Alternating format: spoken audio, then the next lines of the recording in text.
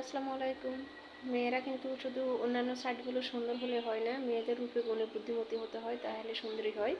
But দেখেন, আমাকে অনেকে প্রশ্ন করে যে আপু আপনি এত সুন্দর কেন কেন সো আজকে সুন্দর রহস্যটা আমি বলি। আমি একটা রেমেডি তৈরি করি, সেটা হলো সপ্তাহে 1 থেকে 2 দিন দিই বা 3 দিন দিই।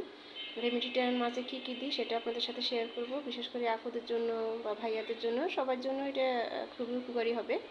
সেটা হলো তোমার নিম পাতা, কাঁচা হলুদ, মসুরির ডাল, লেবু, এক পিস লেবু, মানে স্লাইস করে লেবুর সিলকা সহকারে দিতে হবে।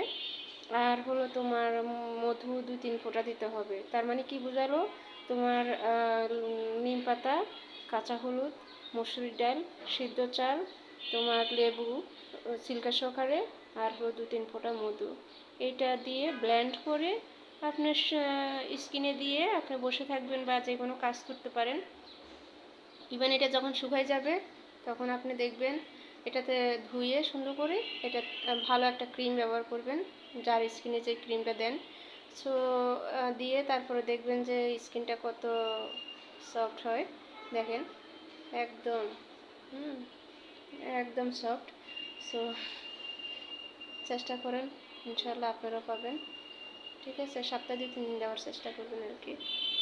সবাই তো অফিস আদালত নিয়ে কাজকর্ম নিয়ে ব্যস্ত থাকে, আসলে অনেকে অনেকের যত্ন নিতে পারেন না, সময়ের কারণে, ইচ্ছা থাকলেও হয় না। বাট তবুও চেষ্টা করবেন। আমরা মেয়েরা তো আসলে অনেক ব্যস্ত থাকার মাঝেও চেষ্টা করি বেলার সাথে ধরে রাখার জন্য। আর ছেলেরা তো বাইরে অনেক কষ্ট করতে যায়, অনেক কাজ করতে যায়, বেচারা ধুলার ভিতরে থাকে, ধুলাবালি যে পরিমাণ রাস্তাঘাটে। তবুও যদি মনে করি যারা ম্যারিড পারসন তাদের ওয়াইফেরা যদি ভাইয়াদেরকে একটু যত্ন করে, আর যাদের গার্লফ্রেন্ড আছে তারা যদি তাদের বয়ফ্রেন্ডদেরকে একটু যদি বলে, খোঁচাখুচি করে বলে তুমি একটু যত্ন নাও, তাহলে হয়তো বা তারাও একটু হয়তো বা নিতে পারে।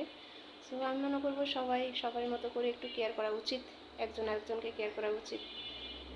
ভালো থাকেন, চেষ্টা করে যান এরকম সুন্দরী হওয়ার জন্য।